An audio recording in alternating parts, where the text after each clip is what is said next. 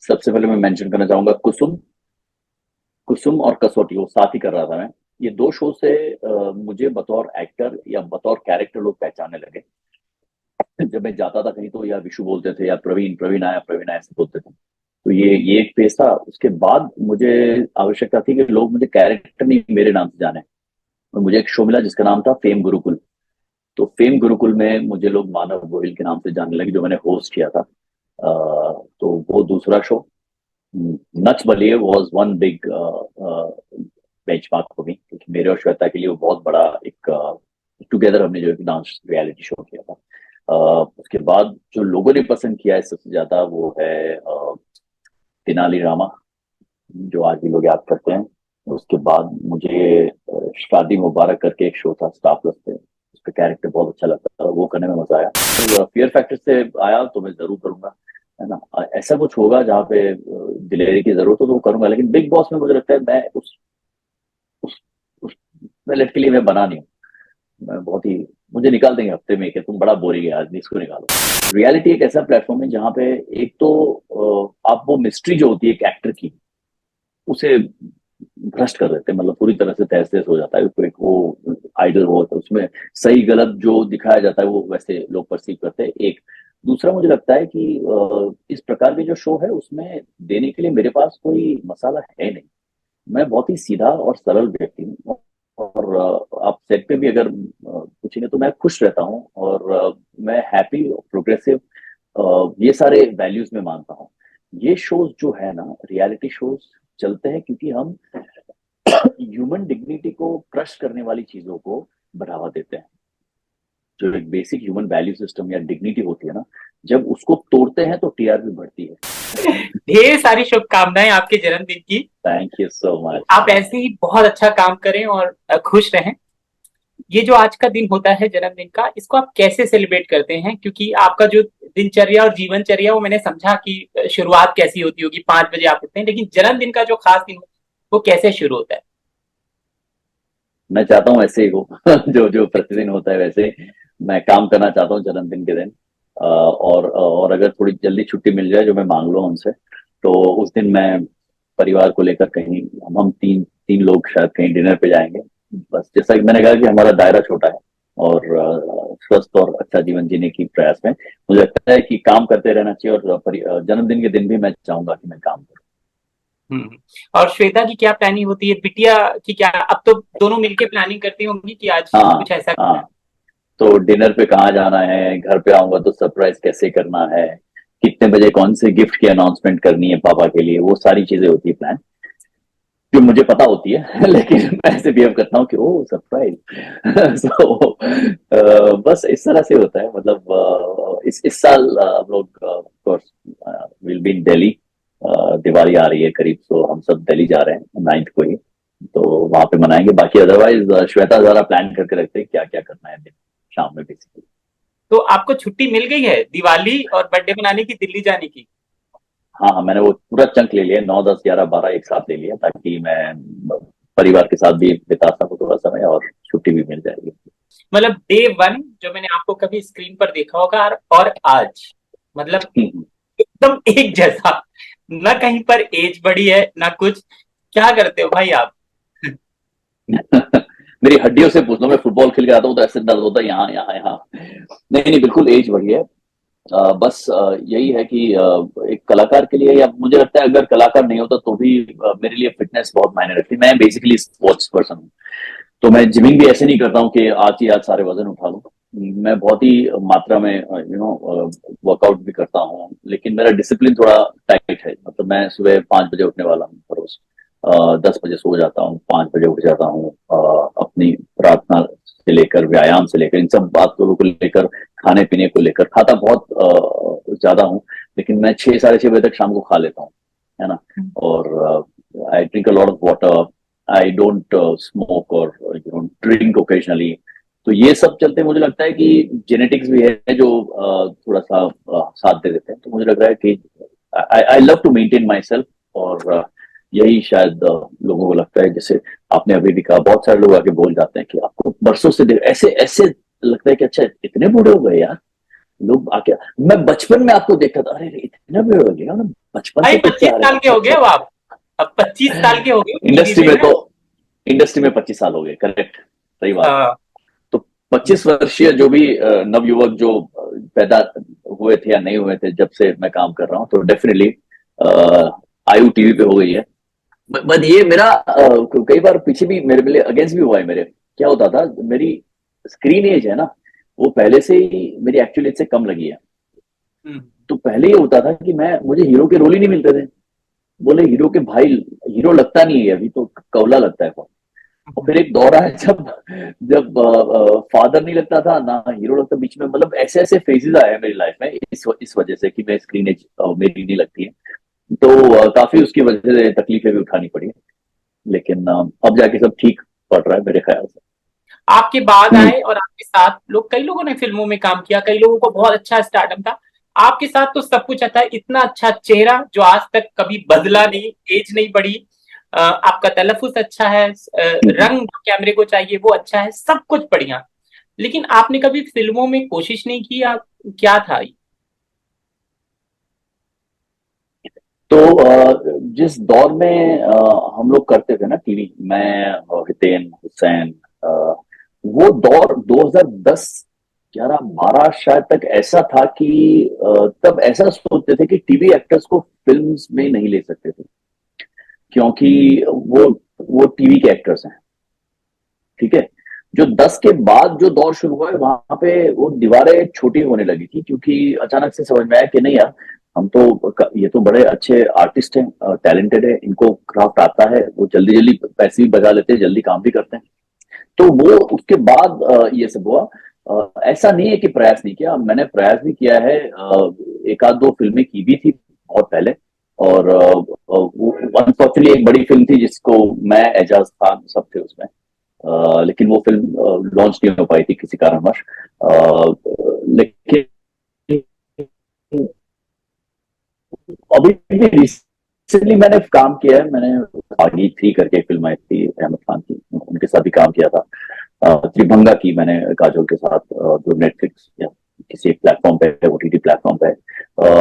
Regional cinema भी करता आ रहा हूं मैं। ग्रोथ का जो आप कह रहे हैं ना, तो ग्रोथ मुझे लगता है कि बहुत ही रिलेटिव है। है ना। अगर मैं कहूँ कि मेरे लिए स्क्रिप्ट्स लिखी जाती है, मुझे पिछले शो में मिली थी उससे धनराशि ज्यादा दे रहे हैं, क्या मेरा मान सम्मान और मेरी कला में क्या वृद्धि हुई, ये सारी बातें अगर मैं देखता हूँ तो मुझे तो कांस्टेंट ग्रोथ दिखाई दे रहा है अब तक भी। सिनेमा में मेन स्ट्रीम में आने के लिए जो जद्दोजहद चाहिए, उसके लिए शायद जितना समय चाहिए, कि 1 2 साल मैंने अपने आप को सब कुछ छोड़ के मैं सिर्फ फिल्मों के लिए या ओटी, वो समय मुझे शायद टीवी ने दिया नहीं। आप देखेंगे तो मैं 2000, अब कहीं से भी ले लीजिए, तो हर साल मैं कोई नया शो करता आ रहा हूँ, तो मुझे, और क्या होता है, हर हर शो में मैं, ऐसा नहीं है कि मैं शो मिला और फट से ले लेता हूँ। मुझे कई बार तकलीफ होती है कि नहीं यार, मैं अभी सबसे पहले मैं ये बोलता हूँ कि नहीं, अब मैं थोड़ा ट्राई कर रहा हूँ कि थोड़ी देर के लिए टीवी ब्रेक लेके। लेकिन कुछ चीज ऐसी आ जाती है, वो स्क्रिप्ट का हो या कुछ ना कुछ होता है, जो finally you and up doing TV, जिससे मुझे परहेज भी नहीं है, क्योंकि टीवी को मतलब पैदा ही यहाँ हुए थे टीवी पे, तो मैंने कभी उसको लुक डाउन नहीं किया टीवी को। है ना, टीवी अपने आप में एक माध्यम है, और मुझे लगता है कि जो क्राफ्ट टीवी सिखा सकता है, वो शायद फिल्में, मतलब फिल्मों में जाके जब हम करते हैं काम, तो यकीन मानिए उनको बिल्कुल समझ में आता है कि ये क्राफ्ट इतना इतना तराशा हुआ है, इतना अच्छे से गढ़ा हुआ है ये ना, कि वो करेक्ट इमोशन, करेक्ट चीज, करेक्ट शॉट देने में हम लोग। So I think it is a matter of opportunity, of course. आप शायद उंगली पे ही गिन पाएंगे जो लोग टीवी से फिल्मों में जा पाए हैं। ऐसा भी नहीं है कि सारे तादाद में गए हैं, बहुत सारे लोग आप देखेंगे जो टीवी छोड़ के बैठे हुए थे शायद फिल्म के लिए, और आज तक शायद उनको आपने फिर ऐसे बड़े किरदारों में देखा नहीं है। तो मुझे लगता है वो एक इवन बैलेंस करना पड़ता है कि कितना मैं ढील देने को तैयार हूं, कि टीवी को मैं वही मोड़ लूं उससे, और फिर फिल्मों के लिए सिर्फ काम करूं, या टीवी करता रहूं और फिल्में भी करूंगा। अब तो दीवार आप देखेंगे टूट गई है, मतलब ओटीटी में के भी फोन आते हैं, फिल्मों के भी फोन आते हैं।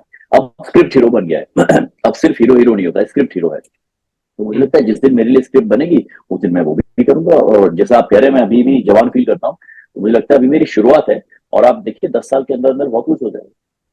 न्यू यंग एज है ये, मैं सच बता रहा हूँ। आप ना बहुत बहुत एडोरेबल, बहुत अच्छे, बहुत हैंडसम लुक आपका लग रहा है, तो वो तो है thank he. You so much.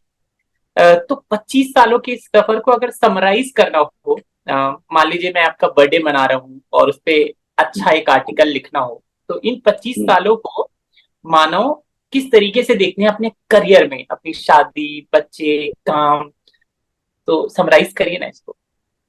हम्म, एक शब्द है इंग्लिश में, हसल। हसल मतलब मुसलसल मेहनत करना, है ना। ये किसी भी एक्टर का कर्तव्य भी नहीं है, ये किसी भी एक्टर की बेसिक प्रॉमिस है ना, कि हम कांस्टेंट काम करते रहे अपने आप पे, है ना।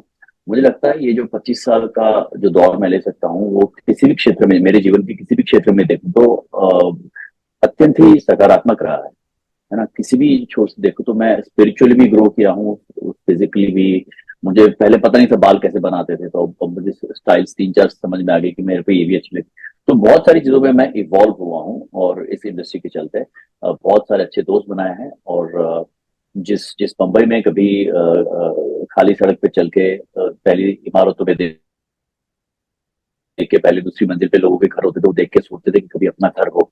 इस शहर ने वो घर भी दिया है, एक परिवार भी दिया है, और सब कुछ दिया है। तो मुझे लगता है मैं केवल आभार व्यक्त कर सकता हूँ इस इंडस्ट्री का और इस शहर का, कि मैं 25 साल मुझे संभाल लिया। और शादी और फैमिली, थोड़ा सा वहां भी कैसे?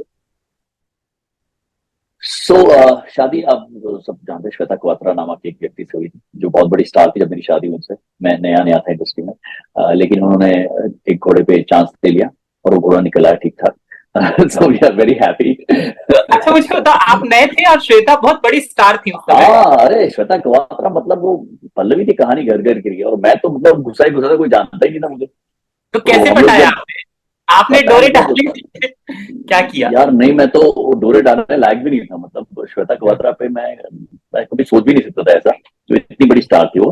हम लोग एक्चुअली उस वक्त ना उस वक्त मेरी भी कुछ एक दो रिलेशनशिप्स ऐसे हो गई थी खराब थी, तो मैंने कहा मेरे को नहीं चाहिए सब, मेरे को है ना, मेरे को एक बच्ची चाहिए, मैं अडॉप्ट कर लूंगा एक बच्ची। और मेरे को शादी वादी, मेरे को औरत ही नहीं चाहिए लाइफ में, एक बच्ची जिसको मैं बड़ा करूंगा। मुझे बचपन से बच्चों का शौक है, और खास करके बेबी गर्ल, जिसको मैं खुद अपने बड़ा करूं, जिसको मैं। तो ऐसे दौर में मैं श्वेता क्वात्रा से मिला, जो कि बहुत बड़ी स्टार थी। और जब कोई बालाजी की पार्टी वगैरह होती थी, तो हम सब साथ में डांस करते थे। अब नचनिया में मैं सबसे सुंदर था उस वक्त, हाँ, सारे बॉयज में सबसे अच्छा नाचता था। और मुझे नाचने का बड़ा शौक था। तो तो all the girls would like to dance with me parties पे जब जाते थे तो। और सब स्वीट भी था, किसी को मतलब ऐसे बुरी नजर से देखना ही नहीं, सादा सादा। तो अच्छा लगता था सबको कि ये मानव मानव को लेकर डांस करते हैं। उसमें श्वेता गौर और मैं डांसिंग पार्टनर्स बन गए थे किसी वक्त। और फिर जब बातचीत हुई तब पता चला कि यार ये तो श्वेता गौर तो हवा बना है, ये तो लौंडा है अपनी तरफ, मस्त बात करती है, एकदम चिल्ड है एकदम, है ना, ऐसे बहुत अच्छे से। तो दोस्ती गहरी हो गई हमारी, मेरी और श्वेता की, बहुत अच्छे से। और उसके बाद फिर then like this everything was everything is history. We eventually fell in love, और फिर जो जो लिखा था वो हो गया। पहले किसने बोला था आई लव यू? पहले मैंने बोला था, आई लव यू नहीं बोला था, मतलब इजहार ऐसे नहीं किया था मैंने। वो दिल्ली गई थी, और हम लोग ना सारी बातें एक दूसरे से बांटते थे कि मेरी लाइफ, अच्छा सुनो ये इसका ऑडिशन आया था, इसका ये करो, उसका उसने मना कर दिया, हम लोग इतने पैसे बोल रहे, इतना वो भी सब कुछ। तो हम लोग सब अपनी जिंदगी ऐसे दोस्त थे ना, तो बांटते थे एक दूसरे से, एक पॉइंट ऑफ कांटेक्ट था हमारा। लेकिन फिर वो दिल्ली गई किसी वजह से, 10-15 दिन के लिए गई थी वो दिल्ली वापस अपने घर। तो मैं बड़ा जोर से मिस करने लगा उसको। तो मुझे एहसास हुआ यार, अब ये दोस्ती मात्र है नहीं। तो मैंने उसको फोन पे बोला कि यार तू वापस आ, बात करनी है, वी नीड टू टॉक। तो वो जो वी नीड टू टॉक है, उसको पता चल गया कि भाई गड़बड़ है अभी। तो उसने बोला कि यार तू ना रिलेशनशिप खराब मत करना, अपन बहुत अच्छे दोस्त है, रहने देना उसको ऐसा। मैंने कहा यार मैं जितनी ऑनेस्टी से तुझे बात कर सकता हूँ, उतनी ऑनेस्टी को मैं गंवाना नहीं चाहता हूँ, तो वो आजा बात करनी। वो आई और वो समझ गई कि भैया ये तो कुछ और ही है। और ऐसा नहीं कि वो फील नहीं करती थी, उसने इनकार किया पहले कि यार नहीं यार ऐसे नहीं, ये दोस्ती खराब हो जाएगी, हम दोस्ती ठीक है। और मेरे उस वक्त जो 2-3 ऑप्शन थे, तो वो मुझे वो भी तो है, वो भी तो ऐसे सब बताते थे। But I think in a weeks time she also understood that नहीं यार, मतलब घूम फिर के ये जो कंपैटिबिलिटी है, ये जो कैमराडरी है, जो दोस्ती है, वो शायद मुझे कहीं नहीं मिलेगी, और शायद उसे भी कहीं नहीं मिलेगी। तो फिर eventually said that let's take the plunge. क्या बात है, दोस्त के साथ शादी, मतलब ये तो बहुत बड़ा अचीवमेंट है, आप ब्लेस्ड थे आप। जी फिर जी जी, बन गया वो, फिर करेक्ट। क्या आई? एज यू विश बिटिया आई फिर? बिल्कुल, बिल्कुल बिटिया ही, बिटिया का नाम बहुत पहले से मैंने सोच के रखा था। तो मैं जब श्वेता के साथ शादी के पहले कुछ साल तो हम लोग काम में व्यस्त थे, ट्रैवल कर रहे थे खूब। तो मैं तो मुझे तो यकीन था कि बिटिया ही होगी, है ना। और श्वेता को बच्चों से पहले पहले इतना लगाव नहीं था जितना मुझे था। तो लेकिन एक स्टेज आया, एक एज आई जहाँ पे उसको भी लगवा के let's we should plan a baby. तो फिर वी प्लान अ बेबी और ज़ारा पैदा हुई।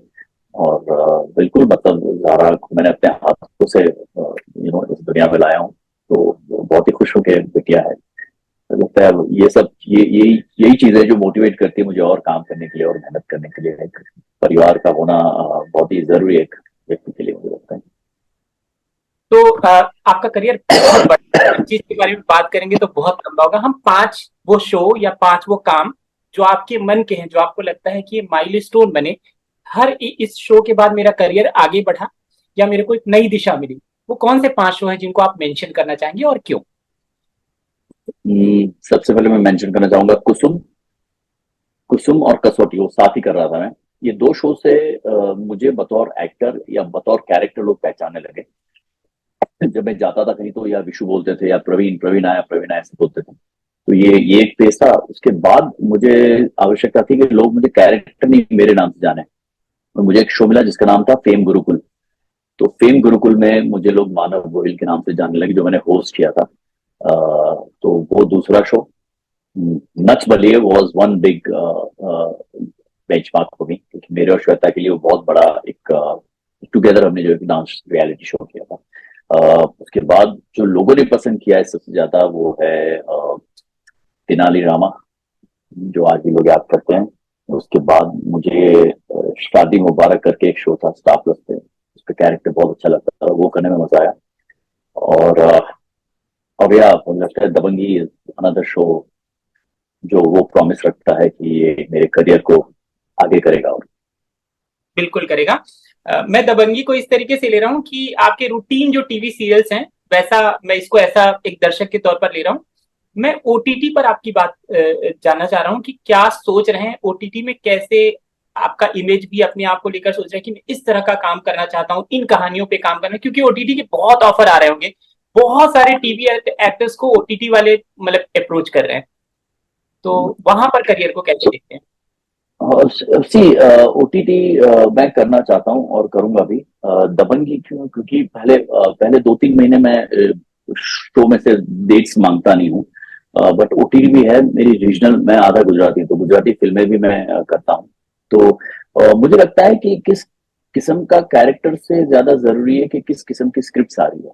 क्योंकि अब ना एवरीथिंग इज स्क्रिप्ट ड्रिवन। तो मुझे लगता है कि एक अच्छी स्क्रिप्ट है, उसमें जो भी कैरेक्टर होगा उससे मैं पूरे मन से निभाऊंगा। क्योंकि अब तक वही हुआ है कि मैंने कभी कोई कैरेक्टर सिलेक्ट नहीं किया कि मैं अब ये कैरेक्टर करूंगा या अब ये, जो स्क्रिप्ट आई है उसी में जो कैरेक्टर मिला है उसको मेरी कोशिश होती है कि इसको कैसे निकाल कर उसको अलग कैसे बनाएं कि लोगों ने पहले ना देखा हो और फिर भी लुभावना लगे। तो वो प्रयास तो मैं किसी भी स्क्रिप्ट से के साथ करूंगा। और मुझे लगता है कि कम 2024 मैं टीवी के अलावा उसके साथ साथ होपफुली और भी कुछ काम कर पाऊंगा जहां पे there be some breakthrough in OTTs also. Hopefully जल्दी लोग वहां पर भी मुझे अच्छे किरदारों में देख पाएंगे। बिल्कुल। एक और सवाल है, आप कभी बिग बॉस नहीं गए, क्यों इनकार करते रहे हमेशा? मैं जानता हूँ आपको अप्रोच बहुत बार किया होगा, बहुत सारे ऑफर हुए होंगे। अच्छा, दोनों हस्बैंड वाइफ दोनों नहीं गए, क्यों? सच बता दूं? हाँ। यार मेरा मानना यह है कि जो एक कलाकार होता है उसकी एक इमेज होती है। ठीक है। उस इमेज में एक मिस्ट्री होती है कि ये, जैसे इसलिए इंटरव्यूज करते हैं ना, क्योंकि आपको खाने में डाइट क्या आपको लोग पूछते हैं कैसे। ओटीटी एक ऐसा प्लेटफॉर्म है जहां पे, सॉरी, रियलिटी एक ऐसा प्लेटफॉर्म है जहां पे एक तो आप वो मिस्ट्री जो होती है एक एक्टर की उसे भ्रष्ट कर देते हैं, मतलब पूरी तरह से तहस नहस हो जाता है। कोई वो आइडल हो तो उसमें सही गलत जो दिखाया जाता है वो वैसे लोग परसीव करते हैं। एक दूसरा मुझे लगता है कि इस प्रकार के जो शो है उसमें देने के लिए मेरे पास कोई मसाला है नहीं। मैं बहुत ही सीधा और सरल व्यक्ति हूँ। और आप सेट पे भी अगर पूछेंगे तो मैं खुश रहता हूँ। और मैं हैप्पी प्रोग्रेसिव ये सारे वैल्यूज में मानता हूँ। ये शोज जो है ना, रियलिटी शोज चलते हैं क्योंकि हम ह्यूमन डिग्निटी को क्रश करने वाली चीजों को बढ़ावा देते हैं। जो एक बेसिक ह्यूमन वैल्यू सिस्टम या डिग्निटी होती है ना, जब उसको तोड़ते हैं तो टीआरपी बढ़ती है। तो ह्यूमन जो मेरी एक पर्सनल डिग्निटी है या ग्रेस है, उसको तोड़ के टीआरपी बढ़ा के पैसे कमा के मुझे लगता है कि एक्टिंग आती है और एक्टिंग वाली दुकान चल रही है, तो मुझे उसकी आवश्यकता लगती नहीं कि मैं कोई ऐसा शो करूं जिससे मेरे फैंस मुझसे कभी भी खफा हो, या मुझे ऐसा कुछ करना पड़े जो चैनल कहे कि ऐसा कुछ थोड़ा सा करना पड़ेगा। तो मुझे लगता है ये जो आजादी है एक कलाकार रहने की, वो मुझे ज्यादा, हाँ अगर फियर फैक्टर से आया तो मैं जरूर करूंगा, है ना। ऐसा कुछ होगा जहाँ पे दिलेरी की जरूरत हो तो वो करूंगा, लेकिन बिग बॉस में मुझे लगता है मैं उस मिनट के लिए मैं बना नहीं हूँ। मैं बहुत ही, मुझे निकाल देंगे हफ्ते में कि तुम बड़ा बोरिंग है आदमी, इसको निकालो। श्वेता भी यही सोचती है मतलब? हाँ, श्वेता श्वेता की राय भी है, क्योंकि हम लोग, देखिए आप समझ रहे हैं, 25 साल अगर इंडस्ट्री में आप खड़े हैं तो आप नेगेटिव सिनिकल, किसी के बारे में बुरा सोचकर, किसी के बारे में बुरा बोलकर, बिचिंग करके उस माइंडसेट के साथ आप हेल्दी नहीं रह पाते हो। जो रियलिटी शोज आपकी स्पिरिचुअल या मेंटल हेल्थ के लिए अच्छे ना हो, वैसे शोज के साथ मुझे नहीं लगता है कि हम में से कोई जुड़ना चाहेगा। विथ अंतिम all due respect to all my friends, बहुत सारे दोस्त मेरे इसमें जीते हुए हैं और करीबी दोस्त है सारे, है ना। लेकिन सबके माइंडसेट अलग है, सबकी जरूरतें अलग है। तो मुझे लगता है कि everybody has the right to take their own decision, but हमारा ये मानना है। अंतिम सवालों की ओर। वैसे ये तो मानना पड़ेगा कि एक बहुत बड़ा पैसा और एक अलग तरह का फेम होता है जिसको सेक्रीफाइस करते हैं आप इन सब चीजों के अपने सिद्धांतों के लिए, कि जीवन जीने का सिद्धांत आपका अपना है। कुछ जोड़ोगे आप इसमें? नहीं, यही है, मुझे लगता है कि ये ह्यूमैनिटी का पूरा है खेल। अब आप ह्यूमैनिटी देखेंगे ना तो डी जनरेशन की तरफ लोगों का रुझान है। अगर आप किसी भी प्लेटफॉर्म पे वीडियोस भी देखेंगे या कुछ भी देखेंगे तो आपको ये देखना पसंद आएगा कि किसने किसको थप्पड़ मार दिया, क्या हुआ। वो अचानक से हमें लुभाता है, और ये जो कलयुग जिसे कहते हैं, ये उसका चरित्र है, ये ऐसा ही है। तो इन सब के बीच में अगर हम अपने आप को थोड़ा सा पॉजिटिव रखने की कोशिश करें या अपने आप को उन सब चीजों से बचा के रखें, तो I think it will be fantastic. तो मैं सबसे यही कहूंगा कि for a long lasting career और healthy life, I think let's start getting healthy here. तो अंतिम सवालों की ओर। मानो मुझे ये जानना था कि आपकी फैमिली, मतलब आपके डैडी किस बिजनेस में थे, क्या मतलब नौकरी पेशा थे, क्या थे? बिकॉज आपने कहा कि मैं स्पोर्ट्स उसमें बहुत रुचि लेता हूँ। जी, ये कट गया है क्या बीच में? नहीं नहीं, नहीं कटा। मैं जानना चाहता हूँ कि आपके डैडी क्या करते हैं, मतलब उनका बिजनेस है या वो नौकरी सो पेशा है? फैमिली पापा, बैकग्राउंड। हाँ फैमिली ये था कि मैं बहुत ही मिडिल क्लास से शुरू किया था, लोअर मिडिल क्लास से, क्योंकि पापा मम्मी ने भागकर शादी की थी बस, तो पहले 74 में। हाँ, तो कुछ था नहीं, वहां से शुरू करते, पहले नौकरी करते थे, फिर मेहनत करते करते फिर इवेंचुअली स्टार्टेड अ बिजनेस। फिर मैंने पढ़ाई करके अपना खुद का, मैंने एमबीए किया, अपना खुद का बिजनेस शुरू किया। पापा चाह रहे थे कि कभी हो जाए तो बिजनेस में आ जाओगे तो बड़ा कर पाएंगे हम। लेकिन कभी पापा ने ऐसा जोर या दबाव नहीं डाला कि बिजनेस करेंगे बेटा। उन्होंने हमेशा छूट दी कि जाओ लड़ो, तुम अपनी लड़ाई, अगर गिर जाओ तो आ जाना वापस, बाकी जंग जीत कराओ। तो वो प्रोत्साहन हमेशा से घर परिवार से मिल है। माँ बाप दोनों, आज भी मुझे सुबह फोन आया था कि बड़ौदा में पोस्टर रखे, तूने जीवन सफल कर दिया है, कि हम अपना अपना तुम्हें देखकर ऐसे गर्व महसूस करते हैं। छोटी छोटी खुशियां हम सबके लिए, और बस उसी के चलते आई थिंक एज अ परिवार हम लोग एकजुट है, और बड़े खुशी से व्यतीत कर रहे हैं जीवन। मानो वैसे आपसे सवाल पूछे जाएं तो कई घंटे गुजर जाएंगे, क्योंकि आपका इतना अच्छा वर्क प्रोफाइल है, फिल्मोग्राफी है आपका। लेकिन समय कम है और हमारा जो अभी टाइम है वो 2-4 मिनट और बचा हुआ है। तो बस जाते आते कोई सवाल जो एक इंटरव्यू होता है उसमें रह जाता है कि रिपोर्टर ने नहीं पूछा, लेकिन कई बार हम्म। एक्टर के मन में होता है कि यार मुझे ये बात कहनी, तो सीधे आपके दिल की बात दर्शकों से। मुझे सबसे पहले तो, अगर दर्शकों से मुखातिब हो रहा हूँ तो मैं उनसे धन्यवाद कहना चाहूंगा कि इतने साल उन्होंने संभाला है मुझे, सराहा है मेरे काम को, इतना प्यार दिया है जिसकी वजह से मैं खड़ा हूँ। मैं कई लोग जो मुझसे फोन पर बात करते हैं या सोशल मीडिया पे मुझे रीच आउट करते हैं, मैं यही कहना चाहूंगा कि ऐसा सक्सेस का कोई शॉर्टकट है नहीं। जो शॉर्टकट से सक्सेस मिलता है वो शायद जल्दी खत्म भी हो जाए। जो नींव है वो नींव को स्ट्रांग और पुख्ता बनाने की जरूरत है। उसके बाद किसी भी क्षेत्र में आप उतर जाइए। थोड़ी मेहनत जरूर होगी, लेकिन सफलता अवश्य मिलेगी आपको। सो शुभकामनाएं मेरी, और सबको बहुत ही हार्दिक विशेष फॉर हैप्पी दिवाली सभी को। Yes, happy Diwali. आपको भी ढेर सारी शुभकामनाएं। जाते आते आप अपना कैप उतार कर और अगर बाल ऐसे करके अपना लुक दिखाएंगे तो वो ज्यादा आप लोग अच्छा को होगा। पता नहीं, मेरे बाल सारे उतरे हुए हैं, तो वो मैं विग लगाता हूँ सीरियल में। अच्छा, ऐसा है क्या? हो अच्छा, नाइस। जी। चलिए, ये थैंक यू चश्मे इसलिए मानव। पहने क्योंकि इसमें नंबर भी है, मुझे दिखेगा नहीं अगर ये चश्मे निकाल दिए तो मैंने। अच्छा। हाँ, ये देखने के भी है, इसलिए ऐसे रंगीन है थोड़े से, लेकिन इसमें मुझे समझ में आ रहा है कि संजय जी ऐसे दिखते अरे सर, थैंक यू। और ढेर सारी हैं। आपको शो के लिए, थैंक यू सो मच। आपके जन्मदिन की ढेर सारी शुभकामनाएं और साथ ही दीपावली की मंगल कामनाएं। Thank you sir. Thank you so much. Take care. Bye bye.